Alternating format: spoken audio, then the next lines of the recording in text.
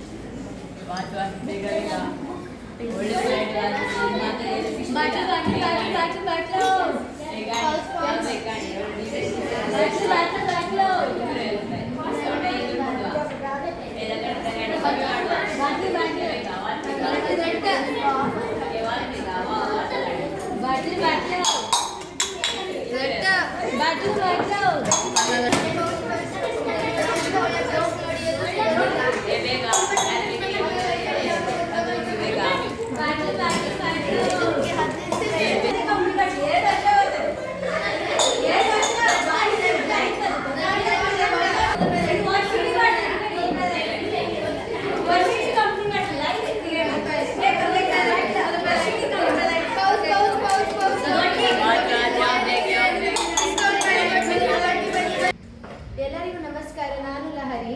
ಈಗ ಒಬ್ಬ ವ್ಯಾಪಾರಿ ಹೇಗೆ ಮೋಸ ಮಾಡುತ್ತಾನೆ ಎಂದು ನಾವು ತೋರಿಸಿಕೊಡ್ತೀವಿ.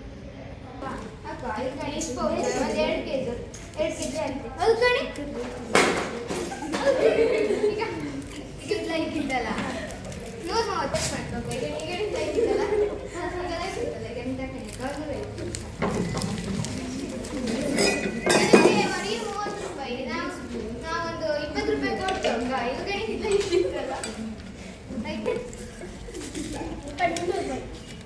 ಲೈಕ್ ಇತ್ತಲ್ಲ ಈಗ ತಕೊಂಡು ಮುಂಚೆ ಈ ವಾಚ್ ಕಣಿ ಎಷ್ಟು ಒಳ್ಳೆ ನಡೀತಿತ್ತು ಕಣಿ. ತೋರುತ್ತ ಗಂಟೆ ಕಣಿ ಓಡ್ತಿತ್ತು ಕಣಿ, ಪಟ ಪಟ ಓಡ್ತಿತ್ತು ಕಣಿ. 500 ರೂಪಾಯಿ ಸಾಕು ಇದಕ್ಕೆ. 500 ರೂಪಾಯಿ ನಾವು ತಗೋ ಇಲ್ಲಿ ಈಗ ನೀಗಡಿ ತಕೊಂಡು ಅಡಿಲ್ಲ ತಕೊಂಡು ಎಷ್ಟು ಆಗಿತ್ತು ಈಗ ಎಷ್ಟು ಬರೀ 50 ರೂಪಾಯಿ ಕೊಡ್ತದೆ ಸಾಕು. 5 ರೂಪಾಯಿ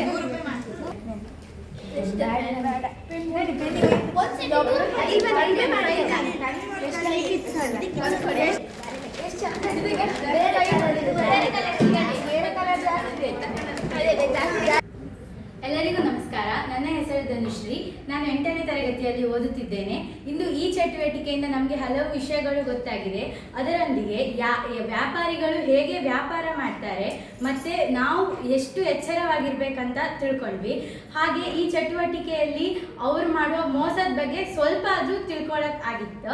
ಮತ್ತು ನಾವು ಅದರಿಂದ ತುಂಬ ಜಾಗರೂಕರಾಗಿರ್ಬೇಕಂತ ತಿಳ್ಕೊಂಡ್ವಿ. ಧನ್ಯವಾದಗಳು.